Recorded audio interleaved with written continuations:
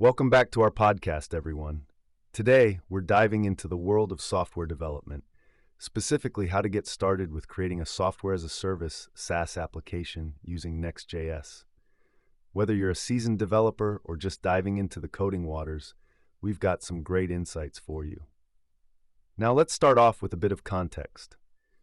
SaaS applications are everywhere, and they offer services over the internet. Think of your favorite productivity tools or even your email provider. Today, we'll explore a starter template that makes building a SaaS app a lot more accessible. So why Next.js? Well, for starters, it's a powerful framework that allows developers to build fast and user-friendly applications. And this specific template comes packed with useful features. Let's highlight a few. First up, we have a marketing landing page, super important for attracting potential users. This template even includes an animated terminal element, which I can only imagine adds a bit of flair.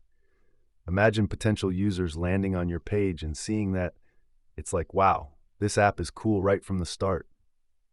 Next, there's the pricing page that's integrated with Stripe checkout. This is crucial because it allows your users to subscribe and pay seamlessly.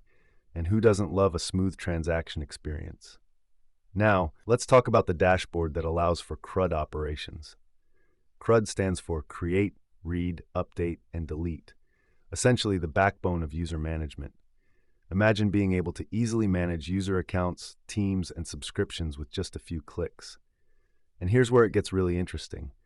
This template has built-in authentication via email and password, using JWTs stored in cookies. If you've ever felt confused by authentication processes, this setup aims to simplify that for you. Now, all of these features come with an array of technical tools. We're talking Postgres as the database, Drizzle as the ORM, and, as we mentioned earlier, Stripe for payments. It's all about creating a robust yet straightforward development experience. So if someone wanted to get this app up and running, how would they do it? Well, it starts with cloning the repository from GitHub. You simply run a few commands, set up your environment, and there you go. You could even launch it locally to test various functionalities. You know, it reminds me of crafting a recipe, following steps in a specific order to create something amazing. And for our developers out there, patience is key. Things like database migrations and seed files might sound daunting, but they're just part of the world when you're laying down a solid foundation.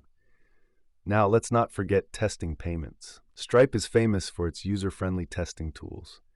You can literally use a test card number to simulate transactions without spending a dime. I mean, how liberating is that for developers? Before we wrap up, let's touch on going live. It might sound a bit intimidating, but deploying your SaaS application to a site like Vercel isn't rocket science. With a few configuration settings and environment variables, think of them as special ingredients. You can very well take your app from your local machine to the web. In closing, whether you're just starting out or looking to sharpen your skills, building a SaaS app with Next.js creates a myriad of opportunities to learn, grow, and perhaps even revolutionize the way we think about software services. So, what feature are you most excited to implement in your first SaaS project? We'd love to hear from you. Thanks for tuning in today, and we hope this sparks some interest in your own development journey. Until next time, keep coding and stay curious.